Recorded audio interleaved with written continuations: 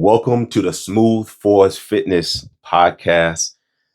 And I have the opportunity to introduce someone I've known for 20, 30 years.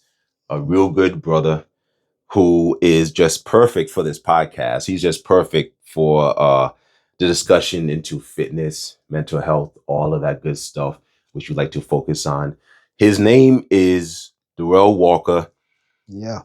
He is a third-degree black belt with 30 plus years of martial arts, a Cali stick fighter, former professional MMA fighter with 10 fights at 155 pounds, 2003 amateur kickboxing champion with AKBF, American Kickboxing Federation, and a 2008 International Fight League draft pick.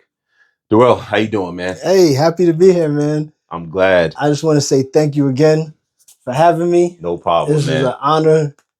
You've been my brother for a long time, longer than some folks probably been alive. That's true. That's true. That's true. We at that point, you know. So that's happy true. to be here, man. I wanted you on this podcast for a while, and I think our schedules finally just worked out. Yeah. And I got some good questions to ask you. I'm sure other folks do want to hear about you as well. They may know you, but they may not know all that you do. Sure. And it's time to get out there and kind of figure it out.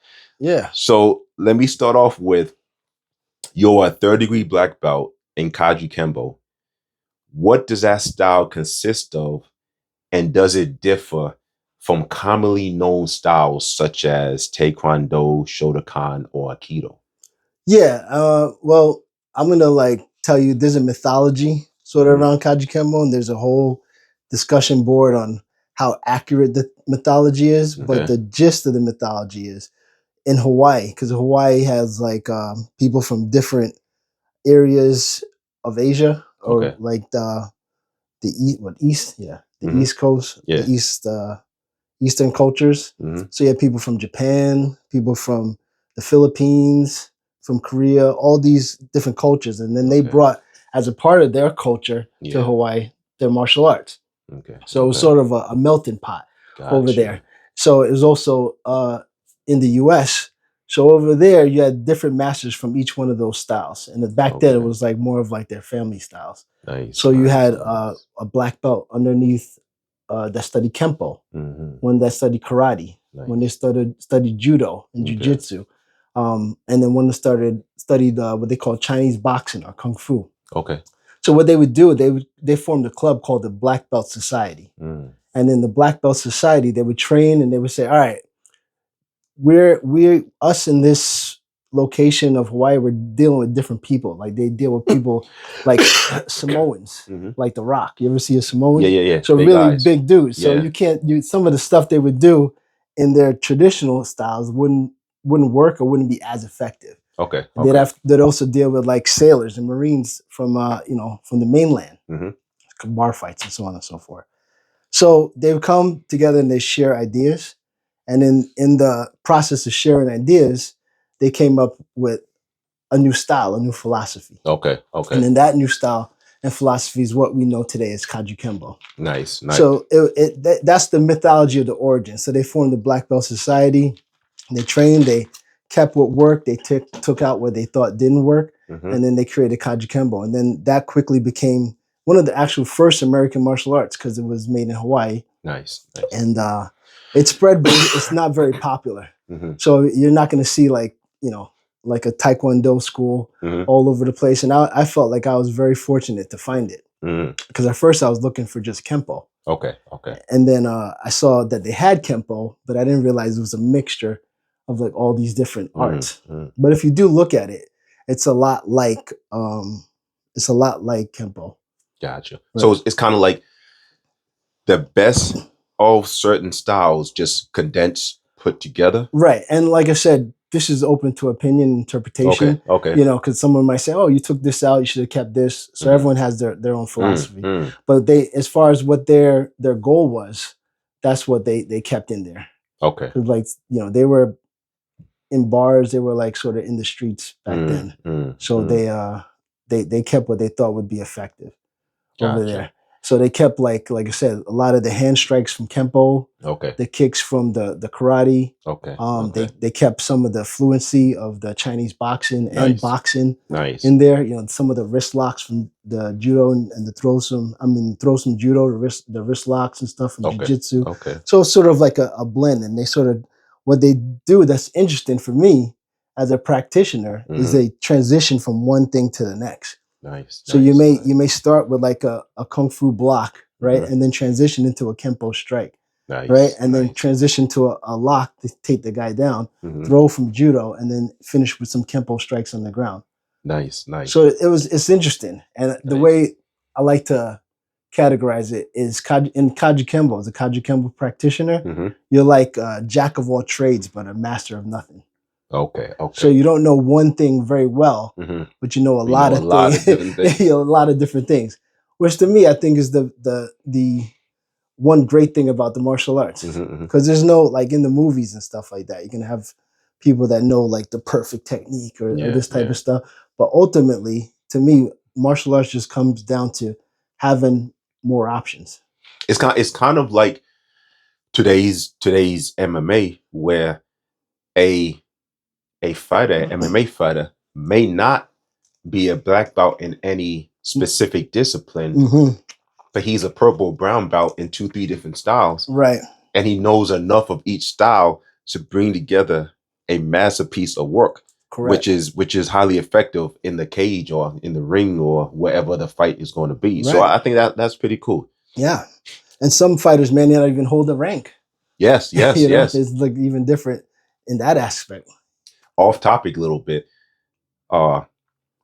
Years ago, there was a fighter, Gary Goodrich, and this is UFC years ago, and he would enter the octagon in a gi, in a black gi. Yeah. And everyone thought that he was like a master of some particular art. And years later, he admitted he didn't know. He was a pit fighter. He did zero karate, and he was a great MMA fighter. Oh man, that name sounds Gary Goodrich. He was an arm wrestler. Oh yeah? He was known for arm wrestling. He put down the application, I'm a black belt in this, black belt in that. But in reality, he had no martial arts experience. He was like you said, he was an arm wrestler. Yeah. And he was just a big, muscular guy. And he did well. Yeah. I mean, like I said, that's why I say I'm not of the mindset that there's some perfect technique or perfect style. It really is up to the individual. Yeah. Got you. So let me ask you this then. Since you talk about, big Samoan guys and guys on the boat and all that stuff, fighting and so on. Someone said to me once, he said, if everyone had a gun, would there be less shootings? And I want to relate this to what you said. I don't feel like that's the best question. I think a better question is, if everyone knew how to fight, would there be less crime? And what do you take from that? Which one do you side on? Like, what's your opinion on it? Yeah, I mean, that's an interesting question, because I mean, to answer that question, when you're speaking specifically of crime, right? And we sort of have an understanding of that. Then you're looking at the mind of a criminal, and sometimes a criminal has the mindset of like a predator. Okay. Yeah. So like generally a predator mindset, you're going to look for the easiest prey. Yes. Right. True. One side benefit of martial arts, before you even throw a punch or you throw anything, you just walk with more confidence. Right. That's big. You have a different different swagger about you. Yeah. Right. Just because you're like, all right, you've been down that path, so you're more comfortable in the deep water. Exactly. Same thing, like if someone had a gun, they might be a little bit more cocky than if they're walking around unstrapped. Very true. So very true. Now, so in that mindset of like, all right, being a predator, looking for easier prey, you're not going to send off that signal that you're easy prey, right? If everyone knew how to fight. So that in that aspect, I would think there would be a deterrent. I agree. Right? Because you're not going to go after that person because you're going to be like, this may not end well. It's very true. Most criminals look for an easy target, as you mentioned. Yeah. And if you walk with that confidence, they're going to be like, he has something about him or something about her that tells me that that's not a good victim. That's not a person, yeah, to follow, exactly. and so on. Yeah, exactly. Because you're gonna see like, all right, you're trying. I'm not a criminal, but I'm saying if you're trying to like steal something or whatever, your goal is to survive that interaction. That's true. That's true. And that's the thing of any kind of like security, I think, Okay. or like self defense is just that initial hesitation that will cause the difference. Like someone's gonna go try to break into a car if they see like it has an alarm, or back in the day, remember the club? But the big red club in the steering wheel. Yeah, they're like, if you had a club on the car, they're not going to try to go in there and take the car because they know, like, all right, this can be more difficult than the car that don't got nothing. That's true.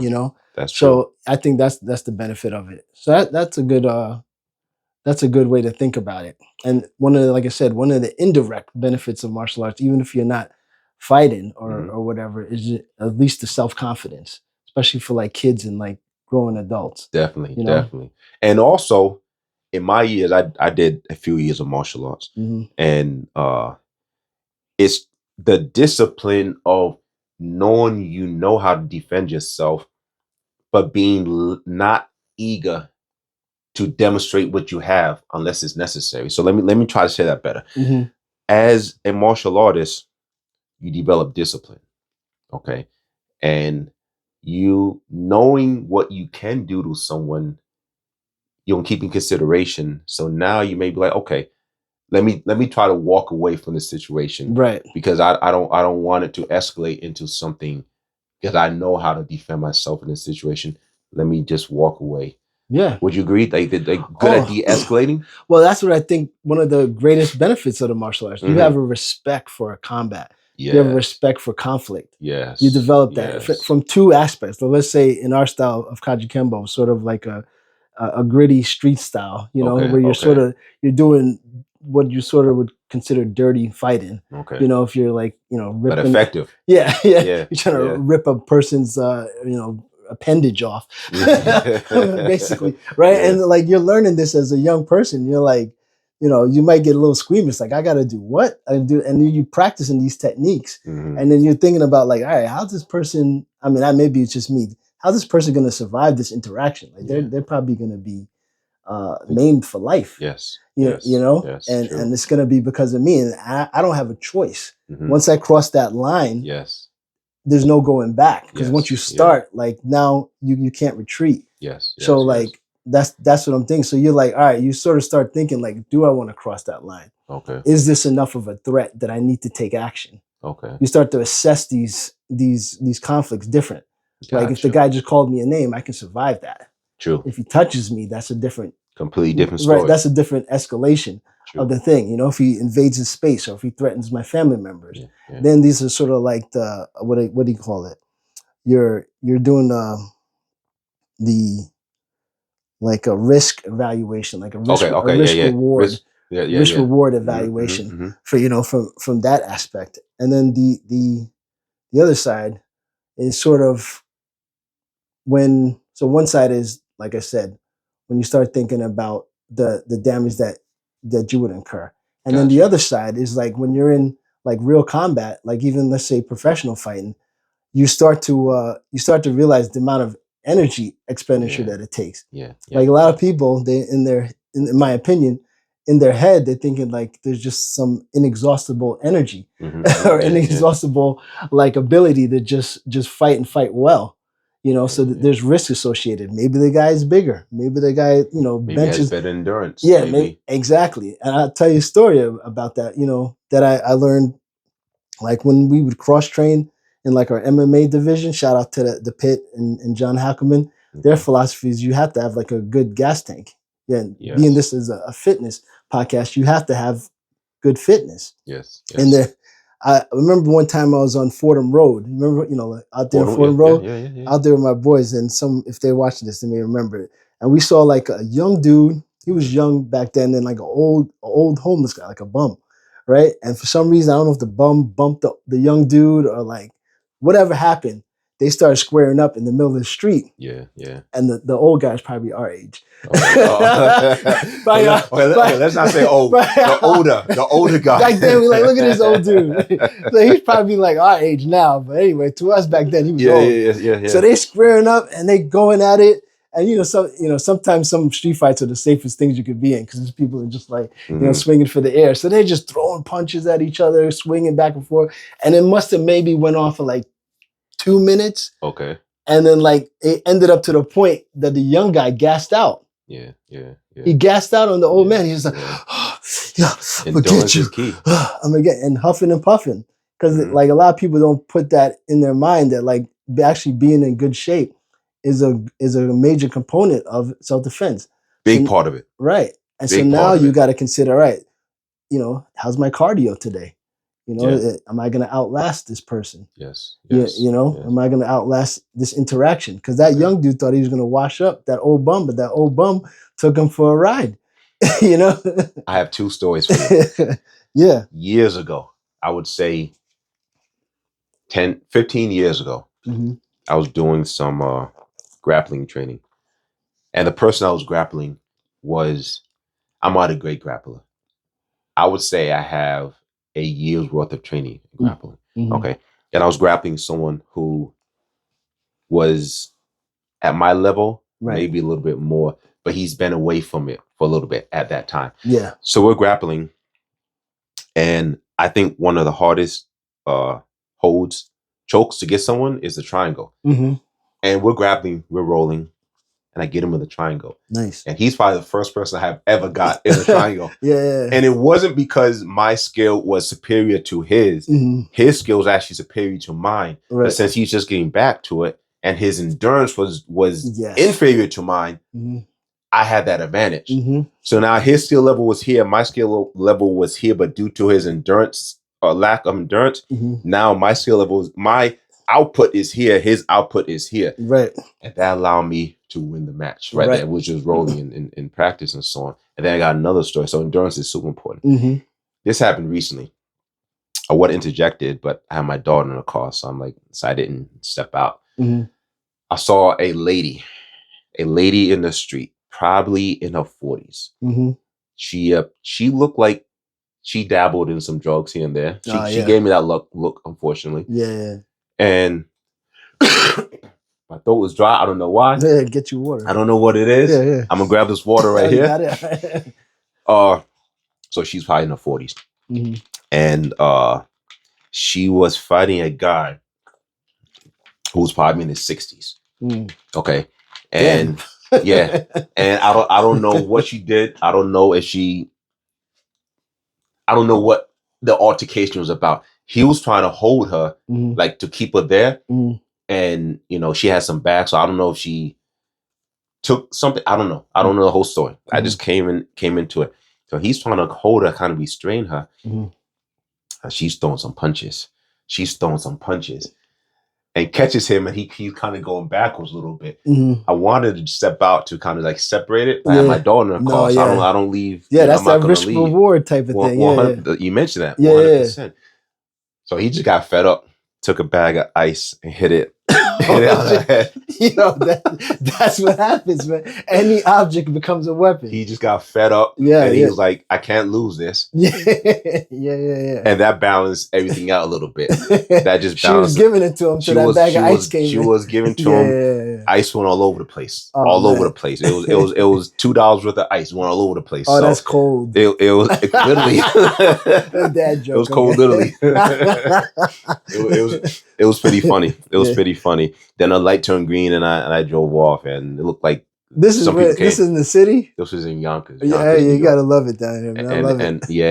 And then light turned green, drove off. This is like that's called a Tuesday. That's a Tuesday in Yonkers. That's a Tuesday in some parts. At least in that part. Yeah. It was pretty funny. Yeah, but, they have a saying. I don't know it exactly, but they say like you take they say in jiu-jitsu, you take a jiu-jitsu black belt. He turns to like a blue belt. He gets punched in the face or whatever. Yeah, because not used to. Some arts aren't used to face contact. When the pressure testing, yeah. Like Mike Tyson said, everyone's got a plan until they get punched in the face. 100%. So, but there's other factors. Like I said, there's endurance, there's technique, you know, 100%. Your fitness and strength level. That's what's interesting about like MMA is the, you know, you get like that sort of proving ground or testing ground to test all those elements. There's not those free radical elements that you would have in a street fight, like a bag of ice or like a chair. Or True, like, true, you know what I'm saying? Like there's rules, of course, in there, but you do get to like explore some of those factors. 100%. You know? 100%. We got to talk about that bouncing night one time that we had. that was 20 some odd years ago. Yeah, that was chaotic. Man. It was because you called me and talked to me about that, and I was like, I would always tell people about that night. It was like just a wild night. But anyway, it was a wild night. And sometimes those wild nights are just fun to talk about. Just it was a lesson for me, man. It's all about reminiscing. So yeah, you're right. Let me ask you this. Let me ask you this now, because we know this is a world of AI and all that stuff. Is there a difference between traditional and modern martial arts? Mm-hmm. If so, what are they? Okay, so yeah, there's multiple different sort of ways to sort of look at this, but traditional to me would mean like it has a tradition, like it's long standing. Okay.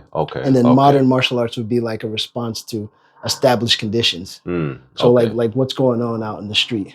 So a traditional martial arts would be something that's had, you'll go to a dojo or a school and the style is like 100 years old or whatever. It's probably not like Shotokan and all. Yeah, like stuff. Shotokan, karate. Its lineage traces back to maybe even feudal times. So, and then modern martial arts would be something where they may take some of the techniques from those traditional martial arts, but they're sometimes people have their own interpretations, just like anything. So they're like, all right, I don't understand why we're doing a block like this when this block is like is efficient, so they sort of cut out what they don't think is useful, and then they modernize it. Someone might hit me with a bag of ice, like wow, how do I react with that? So they sort of like, all right, what are the conditions? There's different there's not horses, there's cars around, the people are wearing different clothes, like these type of things. So just trying to modernize is how I look at it. Are you in favor of some of the changes, or do you like just that tradition? Well, that's the interesting part for me, because some of the traditions, I think like over time, it's like a game of telephone. So like the sentence may have started out, the red rabbit rocks the red sweater. And then over years, it's the red rabbit rocks the rubber ducky or something like that. Over time, when the knowledge is passed from one generation to the next generation, people forget like, well, why are we doing these things, and why are we doing that? So to me, I think there is value in those traditional martial arts, but they have to be like sort of studied and understood. Like, all right, now you got to sort of go back and say like, all right, why did they start doing that? Like, there's people that are not in favor of forms or katas. Like they look at it as just like a dance. And then the more I study it, or even like combat forms, I'm like, oh, there's similarities. Sort of like in fitness, there's a functional movement. So like in order to get your body used to moving in a certain fashion, or in maybe normally an uncomfortable way, or to get your range of motion to be greater, you need like a platform for that. And so I think forms and kata would be a good tool to achieve that, to achieve like functional movement. But now if I'm looking at it from like a modern scope, like I'm just dancing in my pajamas. You know what I'm saying? But you're doing dynamic tension. You're doing kinetic linking. You're learning how to bring power from your foot to your knee, to your hip, to your shoulder, to here. You learn how to generate power. It's sort of like, what's that? Michael Jai White. So he says like, if someone's gonna go and take martial arts, what should they take? So it was sort of even though boxing's been around for a long time, you said like boxing, judo, jiu-jitsu, and these type of things, because it's a quick way to get to functional self-defense, so functional martial arts. Right? Because you skip out a lot of things. You just get to the meat and potatoes of combat. But he did say, which I agree with, is that traditional martial arts, like karate and these type of things, they can be and are effective. They just take longer to master. Right? Because now I'm like, all right, if I got to take the guy's risk and I got to twist it this way, turn this degree, I got to move. You know, you have these very intricate motions. Maybe in the more traditional martial arts, it's going to take you a long time to remember that. Yeah. Then after you remember it, now you got to make it applicable. Right? So that in that space, it takes longer to master, but it can be effective. Okay. Right, and you'll see that. You can even see that in the UFC. You'll have black belts like maybe Lyoto Machida, people that come from a karate background, and they're like dancing. Yeah. They're sort of like, you know, they're just hopping around in the ring, and it looks sort of weird, but it's functional because they've trained that muscle memory to react with those techniques. So like you're taking on new techniques, you're taking on complicated techniques, and then it's got to become like second nature. So that takes time, as opposed to if you just say, all right, I'm going to take boxing. When I just have to learn how to like maneuver my punch in a more direct way. You can assimilate that information quicker. A lot of people just don't have the patience to take the steps. Yeah, 100%. And this is actually great that you said that, because that actually leads into the next question. At what age should kids get involved in martial arts? And it just goes together perfectly, because you mentioned how it you know, it's a discipline, and it just takes time, it takes patience and all that stuff. So at what age would you say kids should get involved in martial arts? Yeah, once they can communicate and follow directions, I think that's a good age to do it, and that may be based on the child. You know, once they can understand, you know, just basic communication. Which I would think around 5 or 6. You know, primary age would be 7 or 8, depending on the community. You know, how well the child communicates, because it's also, you know, it's an exchange of information. So they need just that baseline understanding, and then depending on the environment, you know, they need to just learn basic etiquette. You know, like in Japan, they don't teach them no math, no nothing until they learn etiquette. You know, so like the whole kindergarten is just learning how to sit, learn how to have a clean environment, learning how to, you know, just how to respect your elders, you know, how to talk formally and this type of stuff. So I think as long as the child has a good ability to communicate, that's a good start. And then from there, as soon as they can do that, I think it's a good thing to get them into. Let me ask you this. This just came to me. So now, let's say you have a 6-year-old, okay, and we just finished saying that patience is important. Right.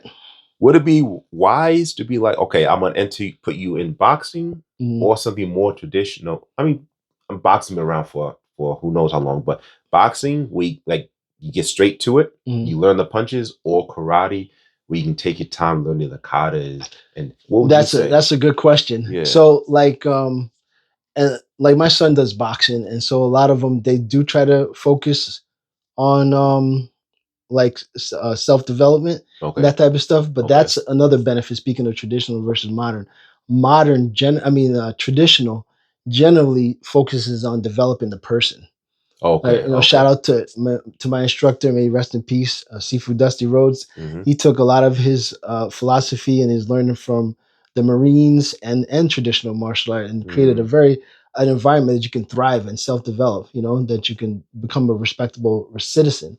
And that's what traditional martial arts has a bit more of an advantage there. You know, like it shows you a way of doing things, right, and a way of having respect. Because unfortunately, like I said, I don't know if it's not the same, but you know, like when we came up, there was etiquette. You know, you would hold the door for a person, you say please, thank you, and this type of stuff. Not that that's going away from society, but this is where the traditional martial arts and traditional what do you call them, formatted things, traditional practices have a benefit. So when you're having a child that's also developing, and you understand as a parent, maybe you don't got the time to do it. You know, and maybe the school teacher doesn't got a time to do it. So where, you know, maybe in church, but where are you going to find a place where the children can now develop themselves as a person, where they can learn etiquette, they can learn how to address elder, you know, they can learn how to encourage their younger students that's coming up behind them, so they learn how to teach and they learn how to be a mentor. So that process, I think, is priceless that you can get from within the traditional martial arts. I agree, especially for children. I agree with you. Yeah, I agree with you. I definitely agree with you. Let me ask you this: as a former professional fighter, what is going through your head as you enter the ring in prep to fight a fellow highly trained martial artist of a similar size? What the hell am I doing here? That's understandable. Yeah. How the hell did I get here? Yeah. And, and like just a caveat, because like when I first started competing, it was when I had like a very lackluster career, because I started before MMA had the term MMA. Mm-hmm, they used to call it like a vale tudo, which is translates to like no holds barred, or they'd call it cage fighting. So it really was not a developed sport at the time, and even at the time they had like banned it in New York for a while. I don't know if you remember. I remember like it finally came back to New York, and I didn't realize it was developing in all these other states. Yeah. And I used to just fight with like my gi ripped. I just ripped off the pants of my gi. Yeah. I didn't have no sponsors, no nothing. Oh, wow. So, and I didn't come from, a lot of these guys was a good advantage for some MMA fighters. They came from like a wrestling background or like a combat sport background. Yeah. So they were used to that sort of, you get used to that type of arena of like public sports and that type of thing. Yeah. But I think most fighters, until you learn to like develop your mindset, just like anything, a presentation or something you have at work or school, you have to sort of like learn to dance with fear, and it was actually, I heard George St. Pierre speak about this, about like, you just had to learn to deal with it, because no one goes in there like, oh yeah, I'm fearless and this type of stuff. I did have some times that I was very comfortable. That's just me, and that was actually worrying because I was too like relaxed. Yeah. But most of the times I was like, I could be in bed somewhere drinking, laid up, having a good time. Why the hell am I here? And that, I think even David Goggins talks about that. But whenever you face something difficult and challenging, the mind is going to ask you, why are you here? Yeah. What are you doing this for? And part of mental development, which now I know, I wish I knew back then, was you got to have that answer.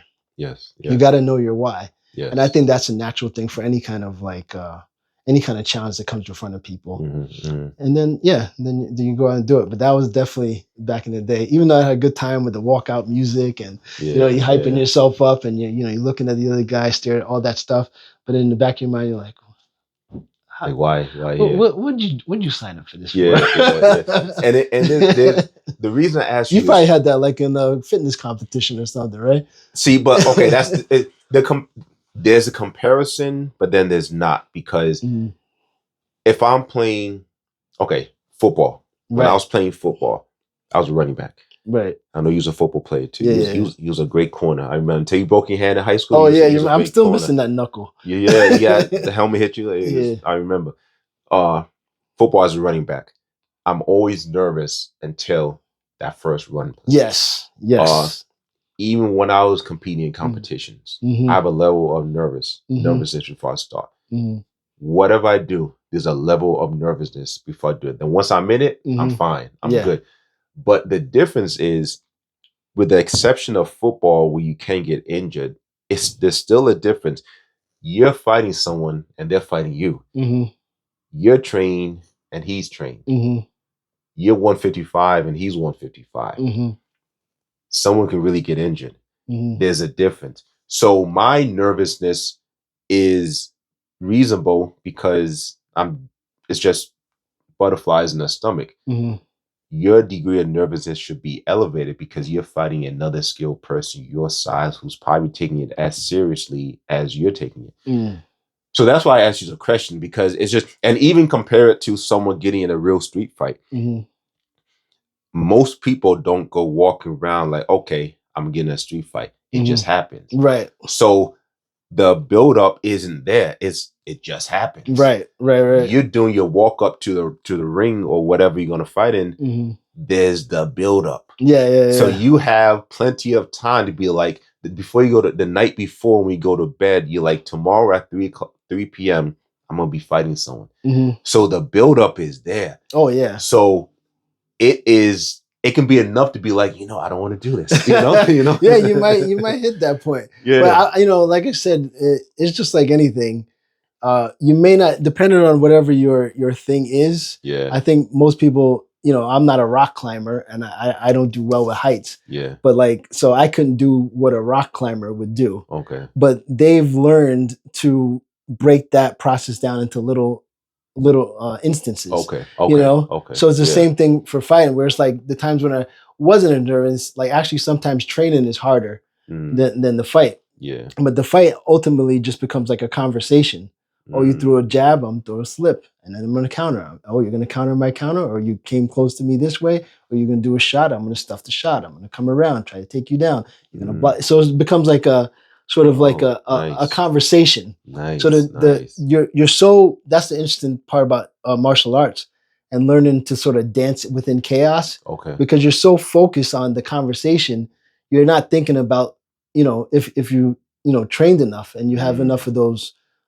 Like I was talking about options or techniques in your head, you're just thinking about an exchange of technique. Yeah. And then if you're focused enough on that, then you feel a level of safety that you wouldn't feel if you didn't have any technique. Nice. People saw Daniel-san go like this, they're like, oh, how the hell do I react to that? Yeah. But if you've seen somebody do that to you like 100 times, you're like, I know what he's gonna do. Gotcha. And that reaction. Cool. So there is the fear, but for me it was more like I could be doing something else. I could be out at the club. I could be sitting back at home chilling. Whatever. I'm out here. I'm at my lowest weight. I'm hungry. I'm tired. But you do get that excitement of like, all right, this is the place, because everyone has their thing where they feel like aligned. Like they're like, all right, this is why I'm here. Yeah. So that's the strange part to me. Is like, yeah, there is the element of like, all right, I'm trying to hurt this guy and he's trying to hurt me, but we both agreed to sort of do that. And then in the face of doing that, we're having a conversation. So I never heard it put that way, and it makes sense. Yes, it makes sense. Right, because like if you go to bench, like I've seen you lift some stuff, I'm like, I might hurt myself if I try to do it. But you've done it so much; it's just a conversation between you and the bar. That's true. You're like, I know you, I seen you, I know, my body knows you. So it's like, it's a comfort there. That's true. Which is strange. Yeah. Other people might look at it like, damn, that's like a little crazy. Yeah. But that discomfort is a comfort for you. It's true. It's very true. Well put. I haven't thought about it that way, but well put. Well put. Let me ask this last question here. What are your future goals in the space of martial arts? Oh, yes. All right. So I just want to shout out your book here. Appreciate it. Thank you. You were inspiration to me. When I saw this book, I said, wow, one of my peers, he put his thoughts down on paper and immortalized it, And I was like, one day I'd like to do that too. So I do have a book I'm coming out with. Want to promote here, right? It's called The Martial Path in the AI World, right? It's available on Amazon.com. You can look that up. It's a very short read. It's basically being a dad. Just like a dad as well. I'm looking at the world and I'm like, wow, the world is changing dramatically. And for the first time, and I don't know. As you're talking, let me see. Hold the book. I want everyone. Just zoom in a little bit. You can see that right there. That's the author copy, so that one says not for sale. Okay, but so just disregard this part. Don't look at that. Let me look at this right here, so you can see the martial path in an AI world. Yeah, and this is your book. You wrote that. Yes. Nice. Nice. And then so, like I said, I wanted to leave something that my kids and maybe other future generations can sort of hold on to, because this time, even our time, I think is rare, because just looking at technology, we came up in a world there was no internet. You did. There was no internet, there was no smartphones, and we transitioned from the world of like no internet, no smartphones into internet and smartphones.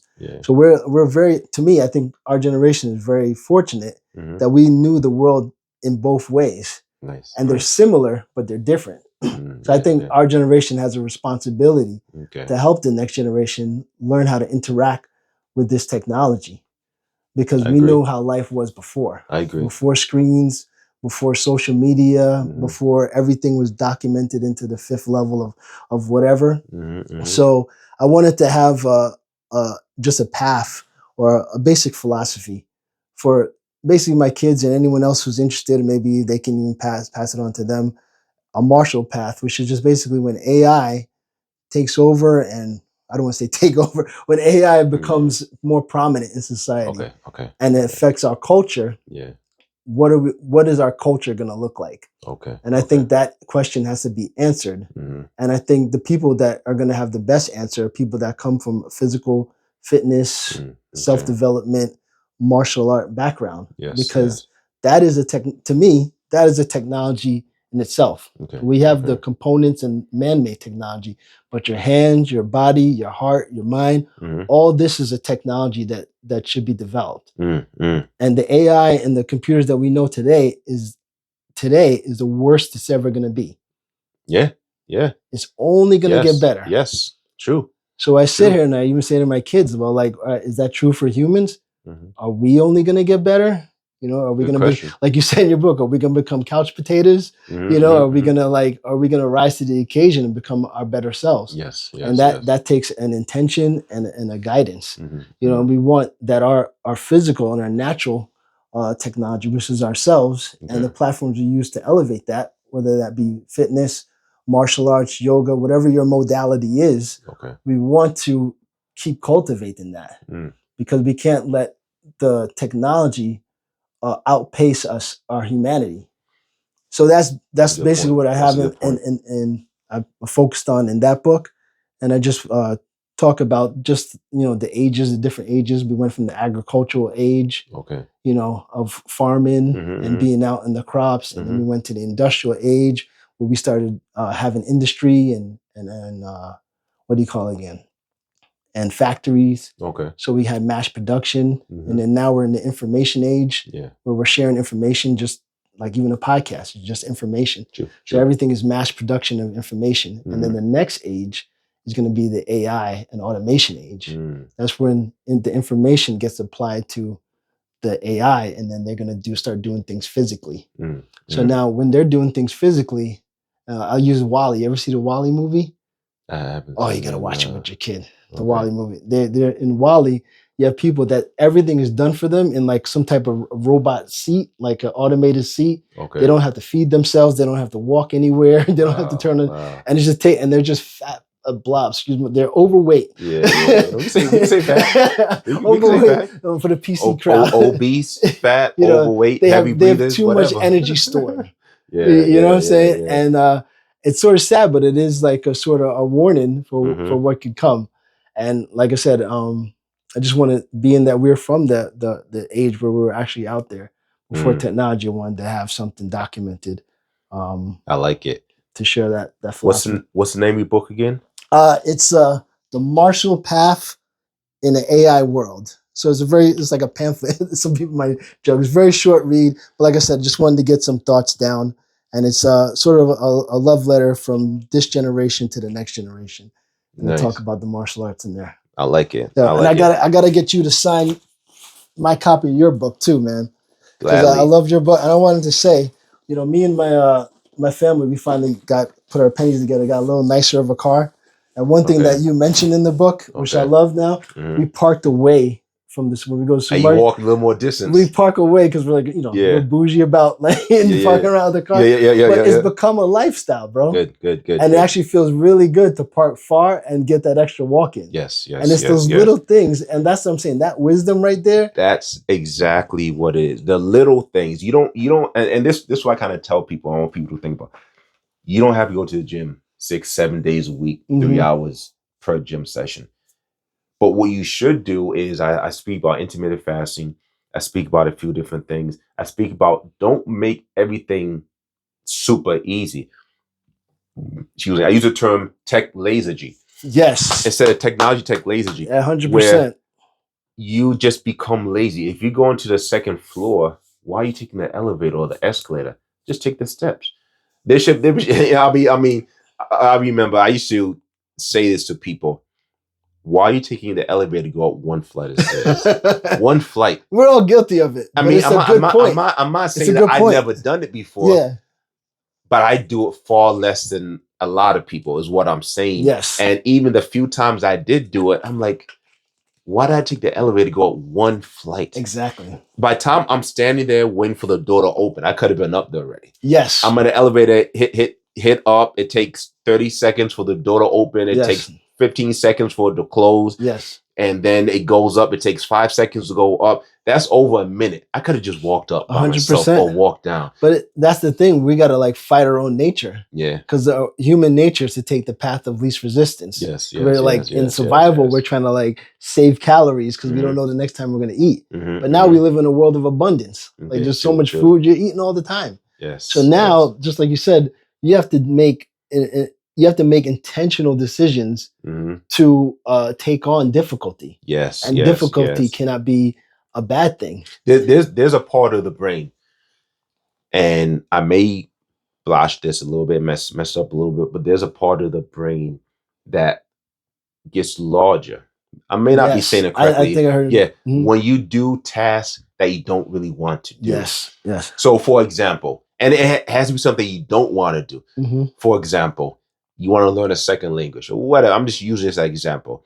You don't want to do it, but you make yourself study for 15 minutes a day, every day, but you really don't want to do that. Yes. It makes you more likely to do activities that you don't want to do down the road. And I'm not saying I love learning a second language, so let me spend 15 minutes. That doesn't count. Right. That's something that you don't like to do. Right. And you make yourself do it. And it makes you more likely to do activities they don't want to do. And it's just beneficial. Yeah. That's a good example. I mean, like the human technology. Some people may not know that. Yes. Like your body can adapt to difficulty and improve. Yes. But now the hard part is the conditions in society is moving us away from difficulty. Okay. Everything is being done for us. So now we need to create like a understanding in the culture that there is a culture of taking on challenges. Yes. Not because